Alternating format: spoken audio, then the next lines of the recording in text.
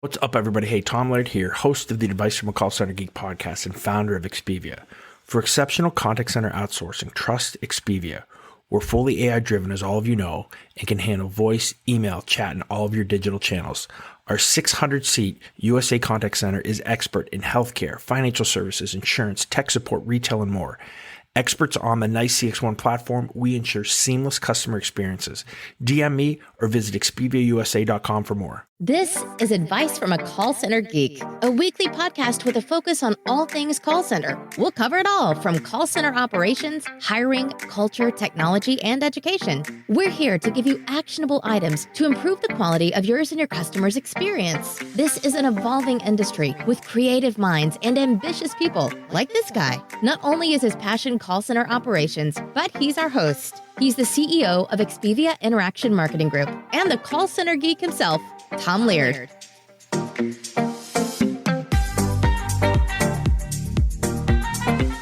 Welcome back, everybody, to another episode of Advice from a Call Center Geek, the call center and contact center podcast, where we try to give you some actionable items to take back in your contact center, improve the overall quality, improve your customer experience, hopefully improve today your agent experience as well. My name is Tom Laird. I'm the CEO here at Expedia Interaction Marketing. Expedia is a 600-seat hybrid BPO located here in the States in northwestern Pennsylvania. So for all of you guys that have been listeners for a long time now, this is going on about 150 episodes. You know, one of the topics I think that we have not done as good a job on is the security aspect of your contact center, especially now moving from the work from home model, bring your own device, those types of questions that you guys keep asking me. I give my advice on, but now we finally have some experts to come join us. So I think that this will be an episode that whether you are a BPO, whether you are an internal contact center, whether you're a small or large, these will give you some thoughts, I think, for sure on where you are from a security aspect now and probably where you need to be. So joining me is Andrew McNeile. He is the Chief Customer Officer at ThinScale. So Andrew, thank you so much for joining ThinScale. You know, I'm going to let you kind of probably give the better explanation of what you guys do, because I know you cover a swath of kind of security products, but for our purposes, really looking at security and endpoint management and VPNs and really looking at the holistic approach to security in the contact center. I know you work with a ton of BPOs as it is, so I'll kind of give you the floor here to do a quick intro and talk about ThinScale as well. So lovely to meet you, Thomas. As you say, my name is Andrew McNeile, 40-year career in the IT industry, 10-year with Dell. During the glory years of its massive expansion and domination across the globe. And it was lovely to be a part of that. Then spent 15 years helping startups. And then I've really worked with two small companies, ThinScale being the second one, helping them through to that $10 million startup phase. In terms of ThinScale ourselves, the title I give out, what we're trying to do is to transform secure remote working. So just as you and I were saying at the beginning, Thomas, you know, this was at the point when I was busy trying to persuade everybody work at home was a really great idea. And everybody thought I was completely bonkers. How would you keep it secure? And indeed, that was the critical idea. How are you going to keep it secure and manage devices, whether they're corporate devices or BYOD devices? And that's what we're doing for the 9 out of the top 10 global BPOs, providing that seamless experience, seamless, secure experience for BYOD and for corporate devices so that agents have a good experience, whether they're on corporate, whether they're on BYOD, whether they're in the contact center, and you deliver the right applications at the right place. And more importantly, you keep it secure. No keylogger, no screen scraper. Endpoint is the critical vulnerability, and nailing that security issue is the top priority for our customers. Yeah, and I know just in you and I in our discussion, and if everybody who's listened to me here knows, like I was an anti work from home person, just coming from the background that I had. You changed. Oh yeah, and now I've had the epiphany. Oh, you? You know, I think, well, for a lot of us, COVID didn't care whether we thought brick and mortar or work from home was the right way to go. It was, you had to learn how to operate, whether you were comfortable in it or not.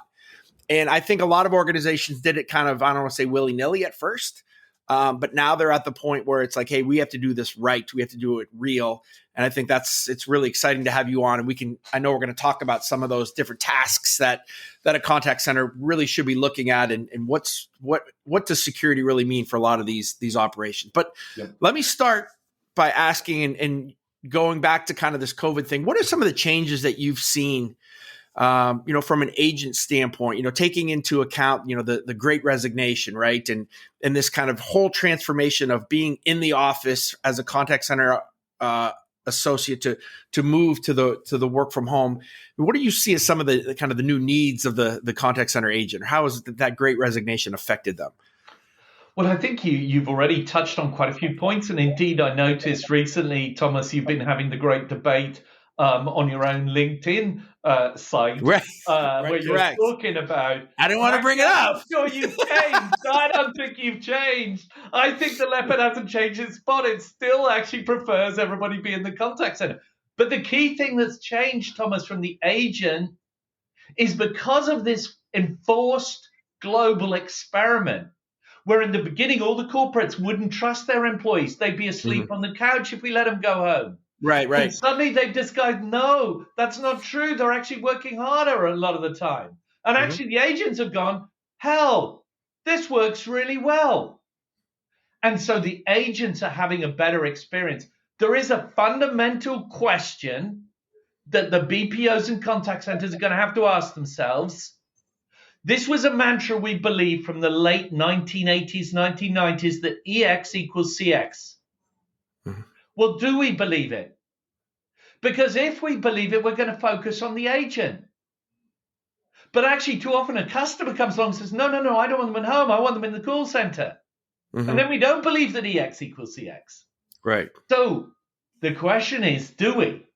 Because if you're going to be agent-centric, then you're going to think about, well, what suits them? What works for them? And it's not the right thing for every agent, but for about 60 or 70%, a very large percentage of the time, they want to be at home for a whole slew of extremely good reasons. Now, in your post, you touched on a good few where you thought, no, look, it's lovely to have them in the contact center. But the question is, who are you going to give priority to? Yeah. No, you know what? I think you're right. And I think selfishly, and for those, Andrew is referring to, it's probably the most viral LinkedIn post that I did an unpopular opinion and basically said, I prefer to have the agents here, not from the standpoint of, we've learned how to operate really well work from home. I think the agents do a great job work from home, but I think selfishly for me walking through this, maybe it's because I'm paying rent on a 40,000 square foot building and there's like 10 of us here. Maybe that has a little something to do with it, but that energy I miss, but we have learned to do it from an engagement standpoint, and you can do it from a work from home standpoint. And listen, I would be the most naive person to say everybody's coming back into the office, because even in my operation, that is never going to happen. Correct. So yeah, it's the point of, that's great, Tom, that you want that. But the reality of the situation is, right, if we want agents to be happy to provide that really good customer experience, the work from home model is definitely a model that we need to embrace. It is. And I think, here's a classic example. Lady I'm interviewing, she goes, she comes from Malta. She wants a job as an account manager. She was over visiting her grandparents in Scotland when I interviewed her. Is it okay if I work from Iceland for 2 months? Now, if you'd put that scenario to me 2 years ago, I'd have gone, you're smoking dope. Right. and I was busy going around in January of 2020 persuading all the BPOs, hey, go work at home. And I was talking to one of the FANG guys who had 23,000 employees. And I said, look, you should be doing this. They don't have to come into the call center. He went, you're nuts. I like them in the call center. I can control it, lock it down, control the security. Right. And then I met him in July. I said, Mike, how'd it go? And he said it was a complete shit show. And, he just had all sorts of problems moving the guys at home. So, but now we're all there, and we've now got to manage it seamlessly, effectively, efficiently. We've got to recruit people well. We've got high attrition. How do we recruit them well? Get their system well, working correctly, efficiently, and securely. No, I don't disagree. I think it's been I said, I think I used the word epiphany, right? Like I had, and I think I have, right? Because, for us, it's now, it's not a matter of the security aspect, the operations, the communication, like everything's there, right? It's just now as an organization, how are you operating in it? So before we get into the security aspect, which I think will be the really hardcore meat and potatoes of this, one last kind of work from home thing. You have seen in your organization, you guys are really do a good job of assisting organizations and specifically contact centers from that move. What do you see from an operational standpoint, an efficiency standpoint, a cost saving standpoint, for an organization that is still kind of maybe debating it? Should we bring people back? Like what is the work from home kind of value prop that you've really seen? So the first part of it, I would say, Thomas, is if you contrast shipping corporate devices to using BYOD, the big value prop is if you've got, let's say, 8% attrition, which is what the kind of typical call center is operating, 8% per month. So you're turning over, let's say you've got 1,000 agents, you're turning over 1,000 agents per month. So in that case, you've got to ship 1,000 machines out. You've got to get them back. You've got the logistics. You've got the wiping. You've got the admin and all the rest of it. So a big part of it, particularly with BYOD, is you don't have to go through all the logistics piece. When people think about it, they think about the CapEx, but that's a fraction of it.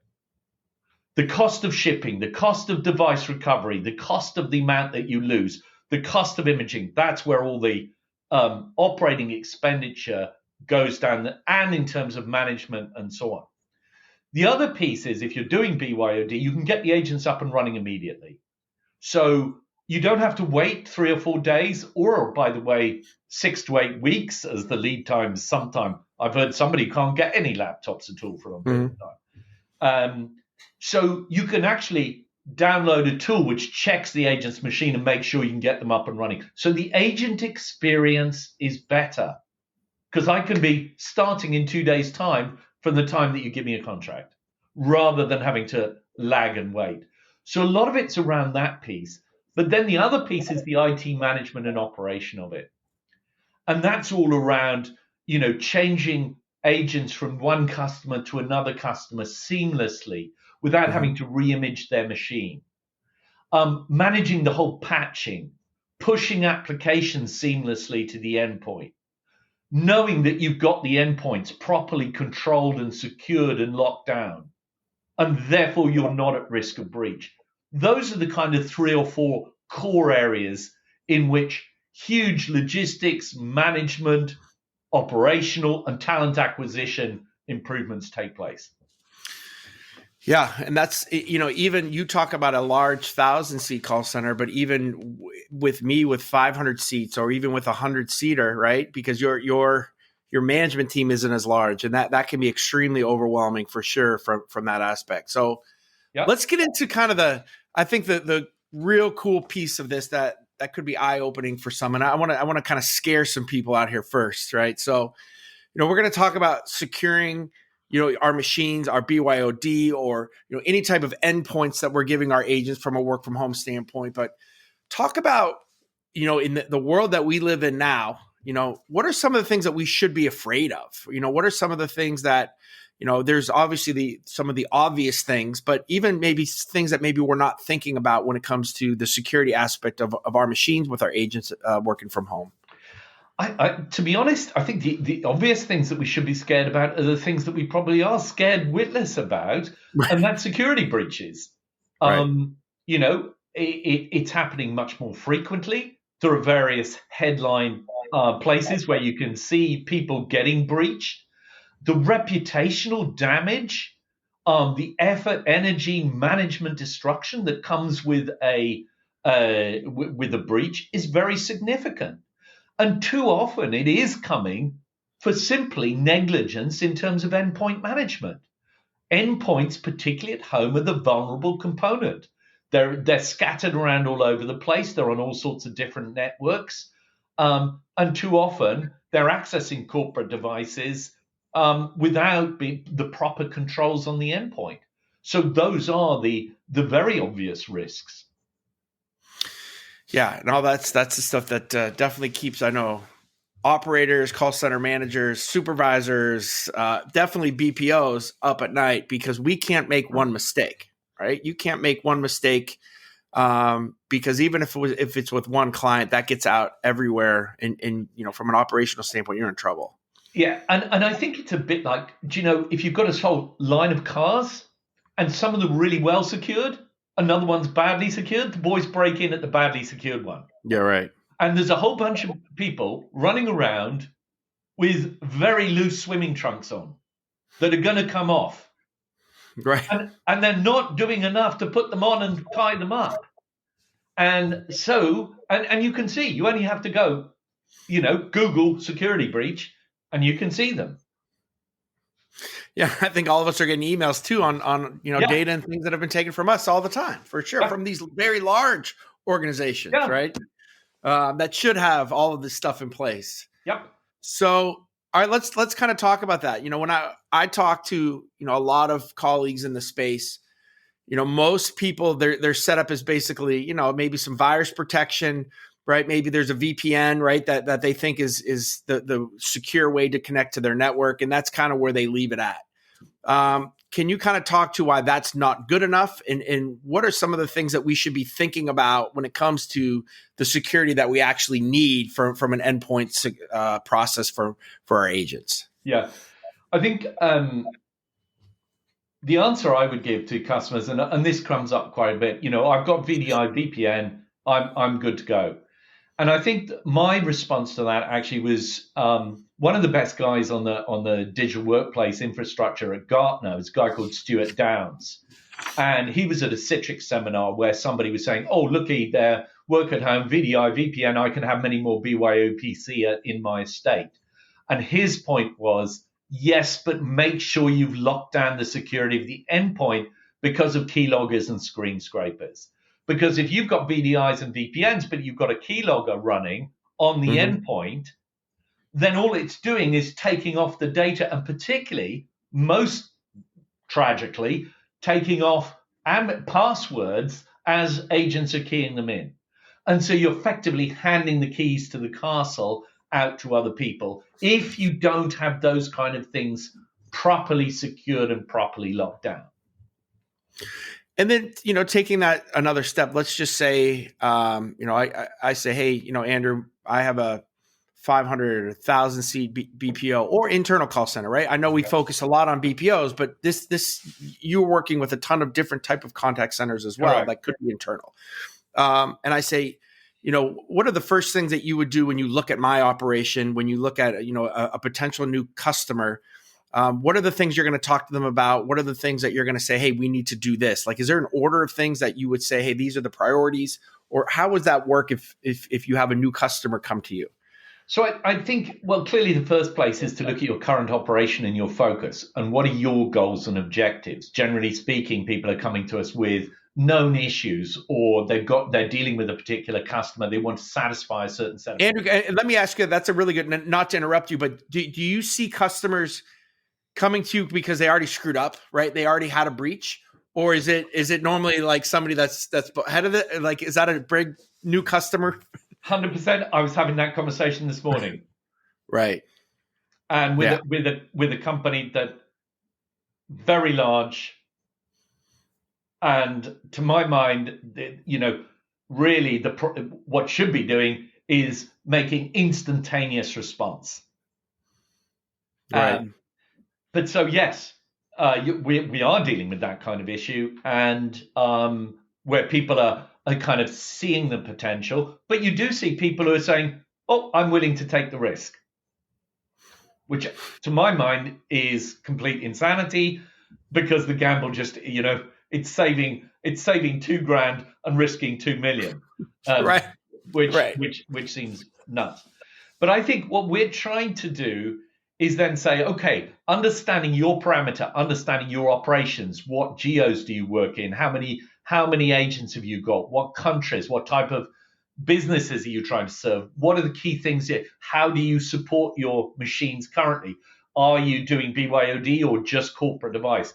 So depending upon the setup and structure, what we're then trying to do is bring best in class from the world's BPOs so that we can say, well, look, if you want to do this, this is what best in class looks like in terms of talent acquisition, business development and customer communication, agent communication, satisfying the agent that this is going to work well, giving them comfort.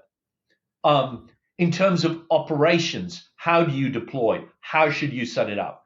Giving them advice about how to configure what is quite a complex security piece in terms of a profile. So we'll help them go, here, that's best in class in terms of how you do it. And then in terms of an IT point of view, how do you control and manage your Windows patching and, to the point that you mentioned, ensure your antivirus is up to date? And controlling all of that seamlessly from a single central point of glass.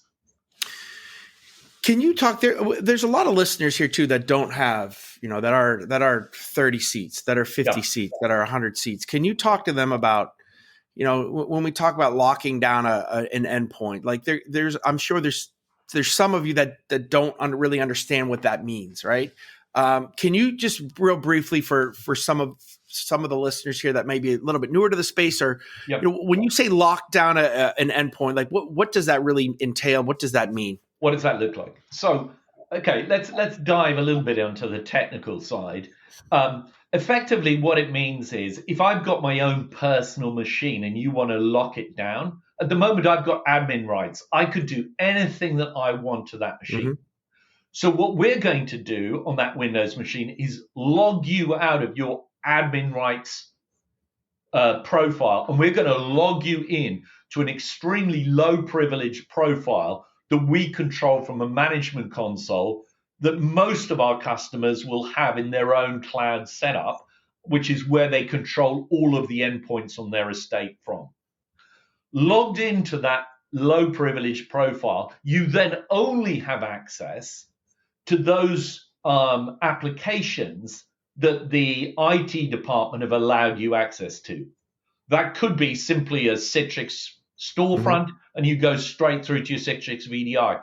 Or it could be that you put soft phones and things like that locally onto the Windows endpoint, and so you can access those. But then we're running, we only allow you access to a very limited number of Windows binaries, so that things like keyloggers and screen scrapers cannot run, so that malware and malicious programs or things that are trying to hijack the Windows operating system simply cannot get in there. So then you're in this highly secure, highly controlled environment as long as you're working. And then when you log out, it logs you out of that low privilege profile and then gives the agent back their machine for them to do exactly what they want with as it was before. So it keeps these two worlds entirely different, and yet they're interconnected. And is there a huge IT undertaking with that? Like, it could a 100-seat center be totally fine with operating that? What is the kind of the use or the, I guess, the knowledge from an IT standpoint for this? I would say the typical sort of, anybody who's running an IT operation for a call center, 40, 50 people, we might need to be giving them a good bit of support and encouragement, direction and training and so on.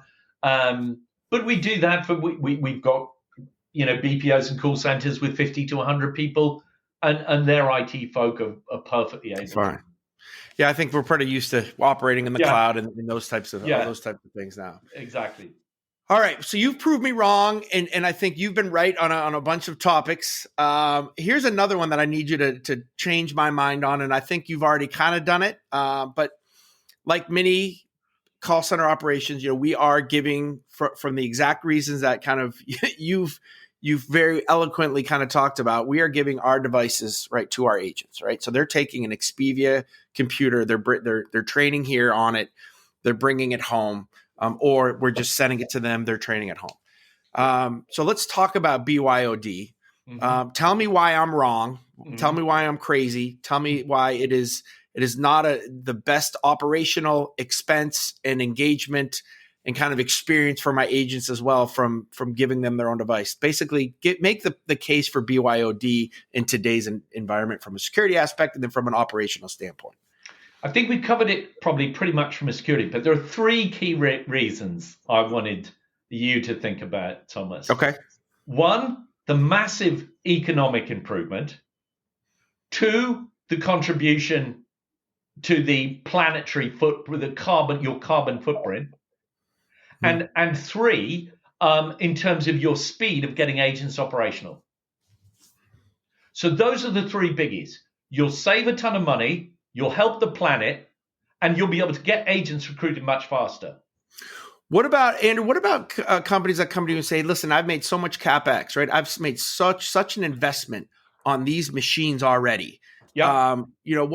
How do you talk that through, or how do you justify that? What does that conversation go? So let's take a slightly larger number, because the numbers are easier then to work through. So let's say I've got a BPO with 5,000 agents, or a call center with 5,000 agents. So, and let's say they're running their amortization program over 5 years. Though, to be honest, most of them with laptops, it's actually 3. Right. Another reason not to trash the planet. Right. Anyway, let's stick with that. So that means if you take it, let's take it every 5 years for the financial guys that are listening, because they like to amortize it over 5 years. Right. So that's 1,000 devices a year. So let's say that your acquisition of those was proportionate over the years. That means this year, Thomas, you're going to retire 1,000 machines and buy another 1,000. Mm-hmm. Now, I don't know what it feels like when you write that check for $700,000. It must be super. But personally, I would think if I could avoid writing that check, I'd be going big tick. And so that's how you do it. You push out the ones that are retiring. That's one. And two, a lot of these companies are growing in terms of their numbers of agents and so on. So when they take a new program on, this is where the opportunity. So let's say, for example, you've got, I don't know, an extra 100 machines stacked up in your warehouse at the moment. You take on 100 agents, whoopee, but let's say somebody comes to you and goes, here, I've got a contract for you, Thomas, and there's 300 agents. And you go, hi, Mr. Dell, can I have 300 PCs? And they look at it and go, oh, chip shortage, problem, shipping, Brexit, something got stuck in a canal, 6 weeks, 8 weeks. And now you're going, I can get started in August. And the customer's going, what are you talking about? Whereas if you do BYOD, boom, you can get up and running tomorrow.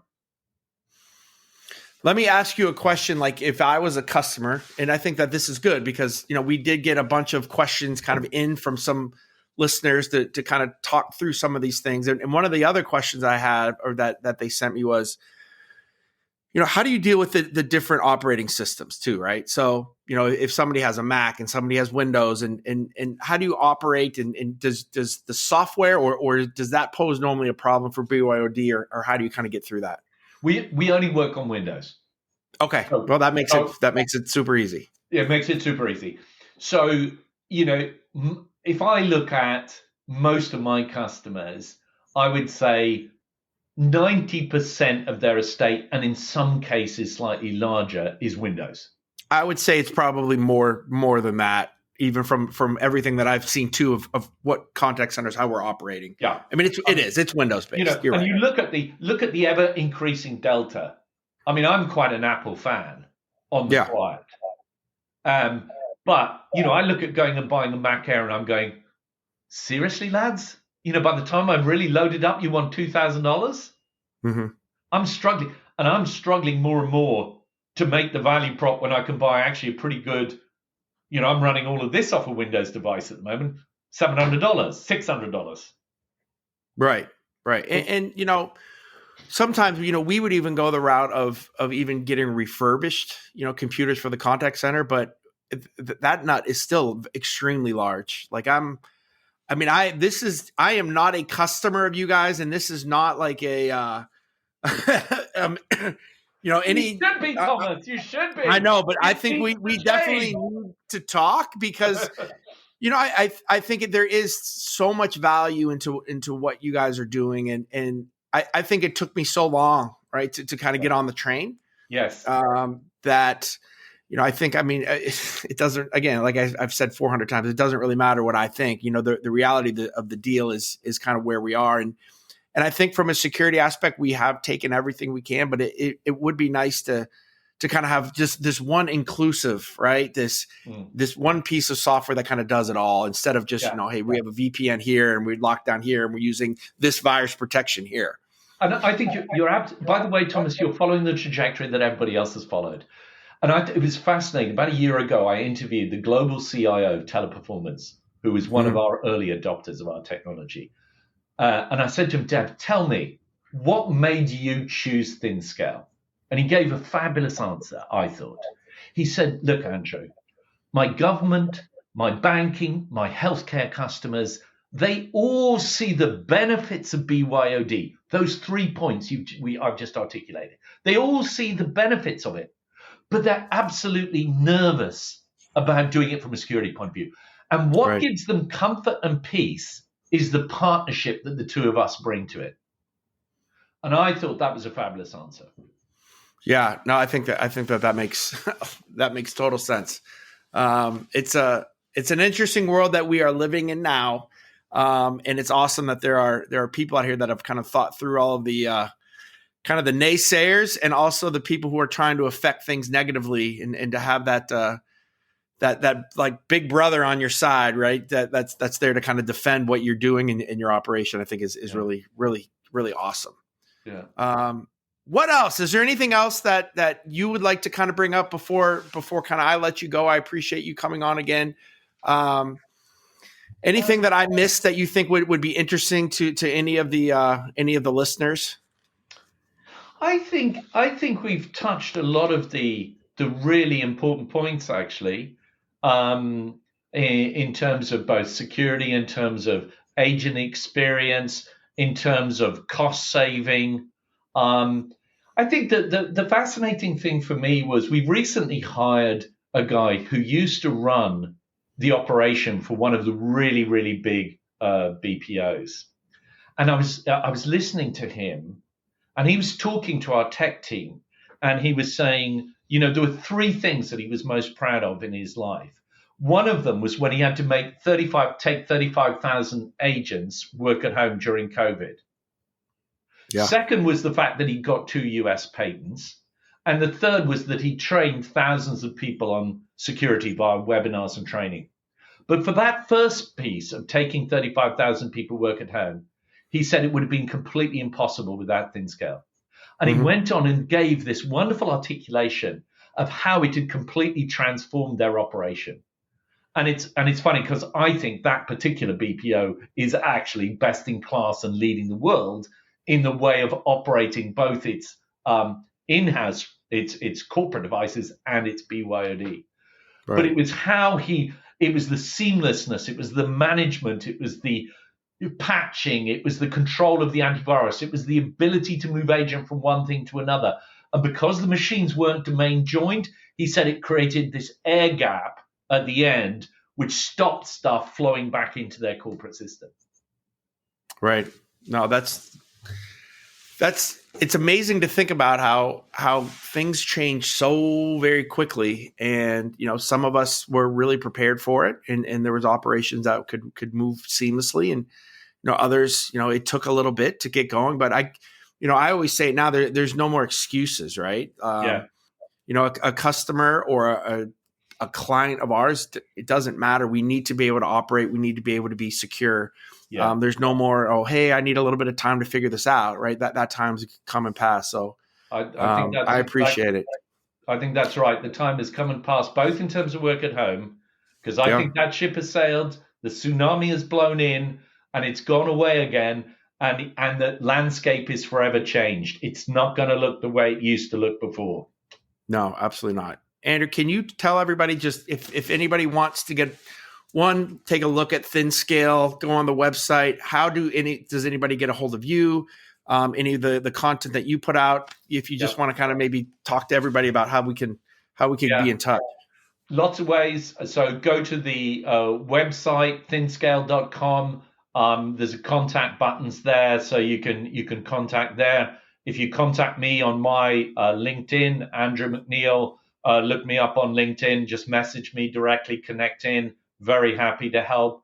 Or even just email me directly. My email is andrewmc@thinscale.com.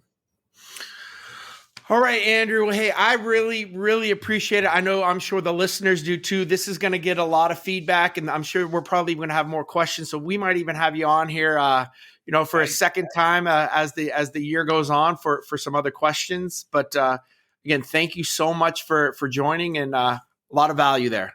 I've really enjoyed our conversation, Thomas. It's lovely to meet you, and fabulous set of questions you had for me, and look forward to the listeners' questions. I'm sure they'll be contentious. Yeah, hopefully not too bad. All right, Andrew, thank you. Okay.